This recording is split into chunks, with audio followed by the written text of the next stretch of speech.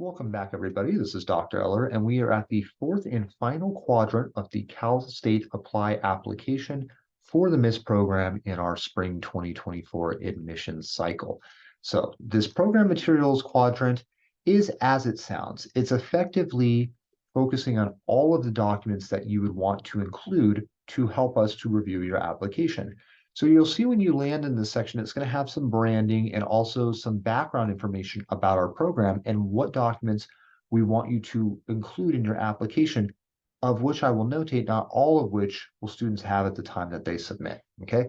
Now there are four requirements for us to review an application. The first would be a resume. The second would be 2 letters of recommendation. And this is commonly an item that students don't have when they submit their application. In most circumstances, they're going to have their recommenders fill out our recommendation form, which I will show later in this video. Then you would also include unofficial copies of your transcripts. This is most critical for the universities that you obtained a degree from, and then your statement of purpose detailing your interest in the program. And I will talk about each of these documents in greater detail in an addendum video that I will include in this video series that you can use if you're kind of curious about what you should include in any of those particular items. If you're what's known as an international student or domestic student with international documents, which is a DWID, you are a student who would need to include a foreign credit evaluation report, not necessarily at time of application, but certainly before you would be admitted, and potentially an English language proficiency test as well. Once again, this would only be most relevant if you studied outside of the United States at an institution that does not teach primarily in English. Okay. So after you've gone through that, you can see all of the different kind of background information here. Then you can go in and click on the question section. And from here, you'll do a couple of things. This is a question that even if you're a non-international student, you technically have to fill out. You have to fill out your name. That's just, once again, because this is a one-stop shop application, other programs require this. Then we do have an additional question box here about how you heard about the MIS program specifically. This is, once again, really just good for me as a data collection item. It helps me with marketing the program. So once again, just share what you feel comfortable here. For most folks, it's the internet, but whatever works for you is, or really how you found us, is what works for us in terms of knowing how you got to our program. From there, you would save and continue, and then you would go into the documents section. And you can see here, there's a little bit more information about what these documents really require, such as the statement of purpose being a 1,000 to 2,000 word document about your interest in the program.